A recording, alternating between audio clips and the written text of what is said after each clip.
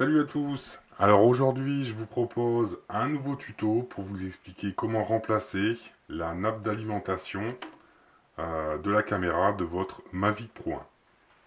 Avant de commencer, je tiens à vous prévenir que le fait de changer cette nappe ne résout pas tous les problèmes en relation avec le message surcharge nacelle ou gimbal overload qui peut apparaître dans Digigo. D'autres composants peuvent être endommagés, en particulier suite à un crash. Alors pour ça, je ferai prochainement un tuto pour les passer en revue. En ce qui concerne cette nappe, alors elle coûte entre 15 et 30 euros en fonction des magasins. Par contre, débrouillez-vous pour avoir une nappe d'origine. Alors ces nappes d'origine sont livrées dans un emballage certifié Digi et sur la partie clip qui va aller sur la carte contrôleur de la caméra, il doit y avoir un QR code. Alors vous allez trouver sur d'autres sites des nappes un peu moins chères qui sont ce qu'on appelle des clones. Alors elles fonctionnent. Au préalable, je vous dirais, regardez les avis pour voir si des gens n'ont pas eu de problème. Voilà, donc on a fait le tour. Maintenant, on va passer au démontage de la caméra. On va donc passer à la partie démontage donc de votre caméra. Alors au préalable, je vous invite à aller sur la chaîne. Vous avez un premier tuto qui vous explique comment démonter la coque supérieure et ensuite un autre tuto qui vous explique comment démonter la caméra. Alors pour commencer, on va désassembler la partie caméra moteur de la platine anti-vibration. Alors pour ça, on va commencer par débrocher la nappe multibrin vidéo. Alors avec l'ongle, vous allez passer juste ici dessous et vous allez faire levier pour sortir cette nappe. Voilà. Ensuite, on va sortir la partie nappe d'alimentation. Pareil, avec l'ongle, vous passez dessous et vous tirez. Voilà. Donc voilà, celle-là est déjà sectionnée. Ensuite, vous allez prendre le cardan caméra, le tirer légèrement sur la gauche et là vous allez voir apparaître deux vis cruciformes. Donc on va les dévisser.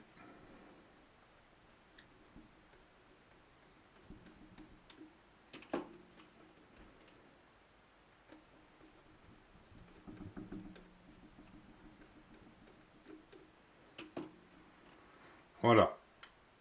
Donc la partie platine anti-vibration est désolidarisée de la partie moteur caméra. Voilà, donc maintenant nous allons commencer à démonter le carénage pour pouvoir extraire la nappe d'alimentation qui est sectionnée. Donc on va commencer par ce côté-ci.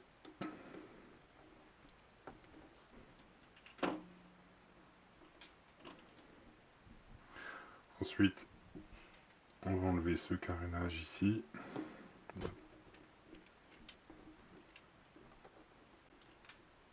Et ensuite, ce dernier carénage ici.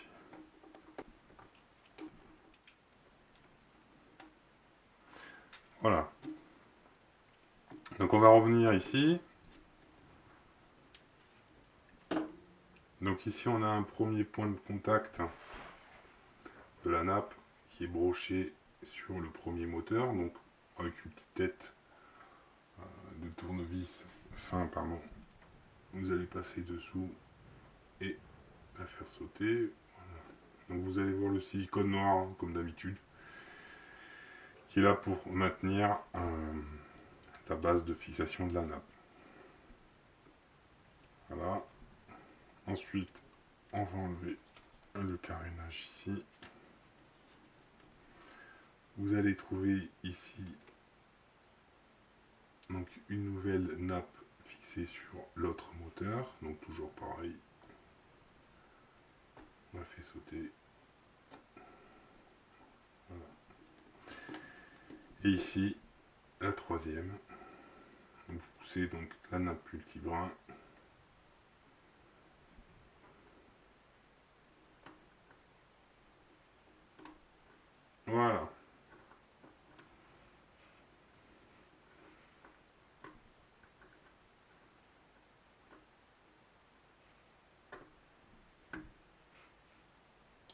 maintenant, il ne reste plus qu'à la décoller.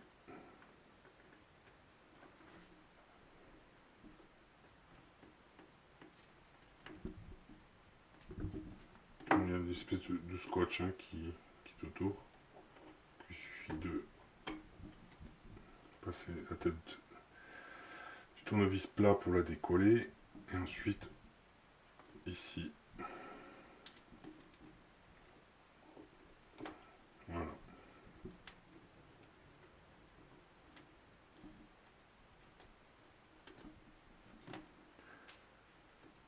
Donc on est bon. On va pouvoir repositionner la nouvelle nappe d'alimentation. Alors, maintenant on va passer à la partie la plus compliquée, c'est en repositionner la nappe correctement dans la caméra. Alors, avant de commencer, vous allez positionner votre nappe bien à plat. Et à ce niveau ici, vous allez créer un angle à 90. Alors, vous pouvez le faire à la main ou avec une règle comme vous voulez pour le faire. Moi, je le fais comme ça. Voilà, donc il faut que ça crée un angle à 90 degrés. Donc là, on est bien. Alors, maintenant, on va enlever donc ici les protections sur les autocollants.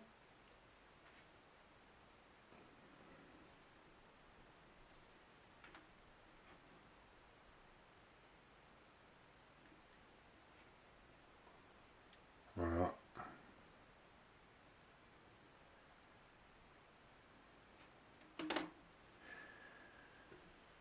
Pour positionner votre nappe, vous allez d'abord rentrer cette partie, comme ceci.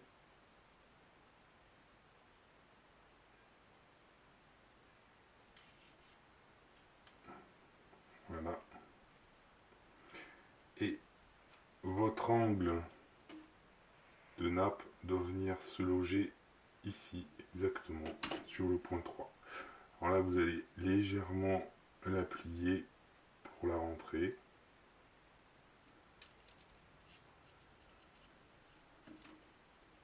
Voilà.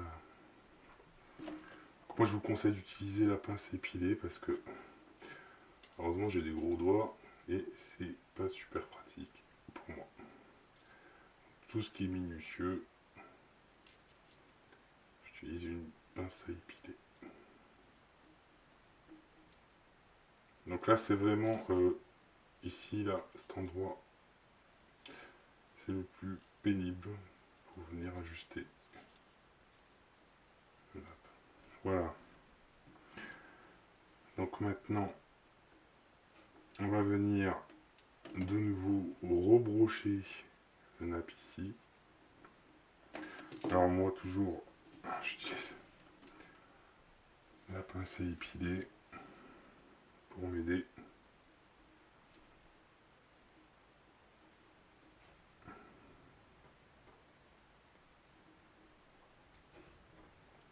Alors vous allez voir, c'est pas simple. Il faut y aller doucement, prendre son temps. Alors vous devez entendre un clip une fois que c'est positionné. Alors n'hésitez pas à réenfoncer un peu plus la nappe si jamais vous voyez que vous avez du mal à la mettre.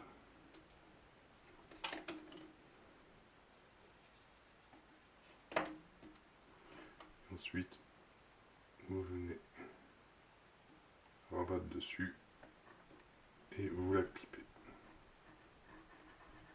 Voilà, là on est bon. Alors les stickers, hein, des fois, dessous là, pas trop leur office. Hein. Un peu de mal à coller.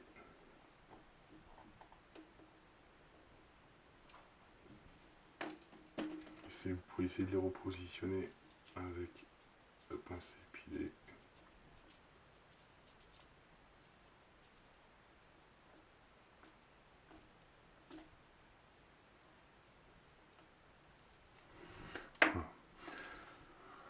Maintenant, on va prendre cette nappe et on va la plier et la faire rentrer dedans pour aller venir se loger ici.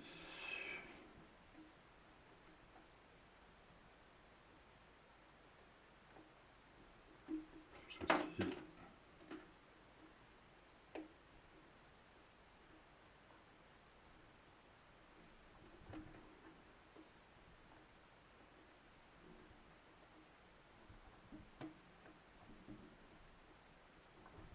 Voilà.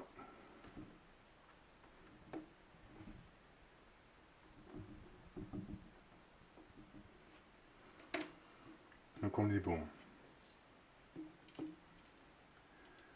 Maintenant, on va venir positionner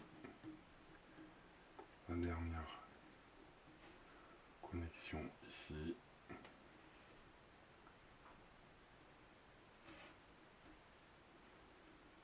Alors, je vais utiliser passer le pilet parce que ça n'est pas aussi très pratique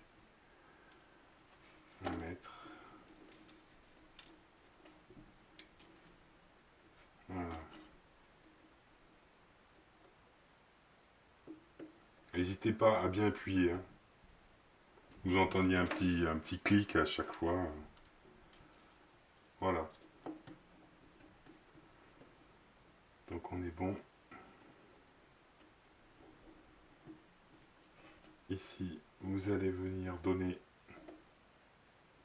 un petit angle pareil. Posez votre tournevis.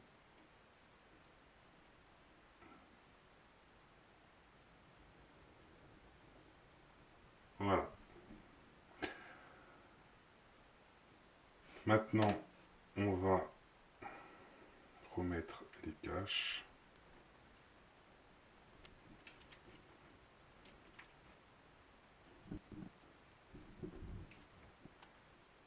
Faites attention avec la mêle multibrin qu'elle passe bien dans son guide. Hein. À ce niveau-là, vous la renfoncer un peu avec le tournevis.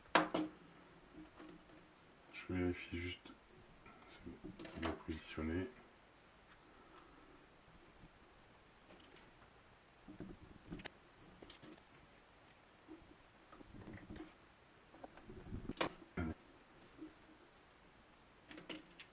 Alors faites attention hein, sur le dernier carénage là, de ne pas pincer la nappe multibrin vidéo.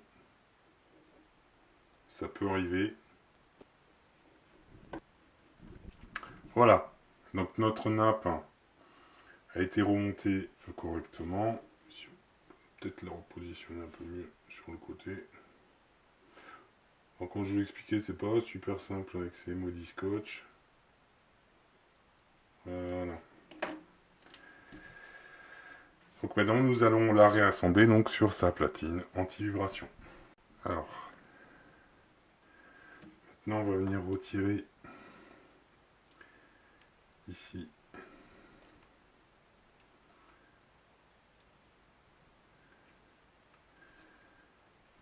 la protection de scotch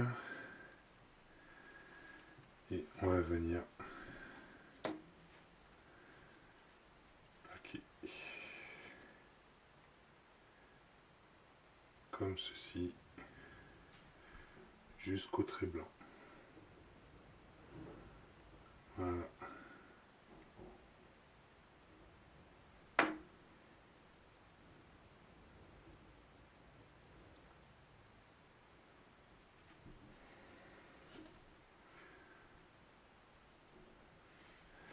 Donc vous allez faire le petit pli ici, pareil.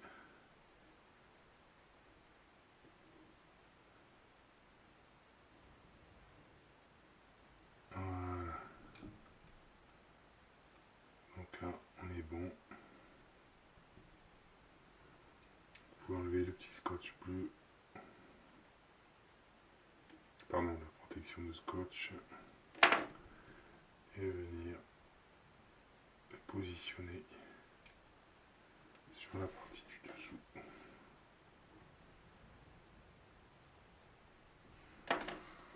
Maintenant, on va venir peut tirer pardon, sur la fixation de nacelle, rentrer la nappe comme ceci. Et voilà. Maintenant, on va prendre la vis, on va rentrer dedans et on va venir revisser ici vos deux vis.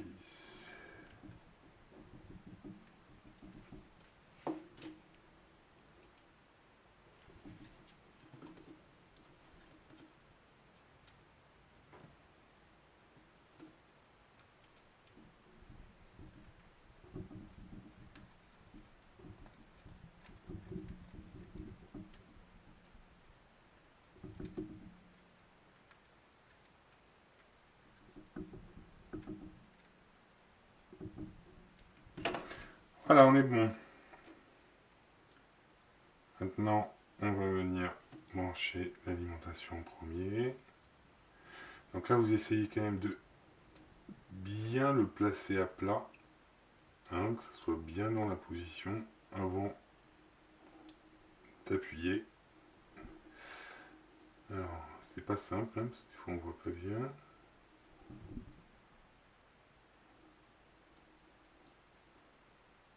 Hop.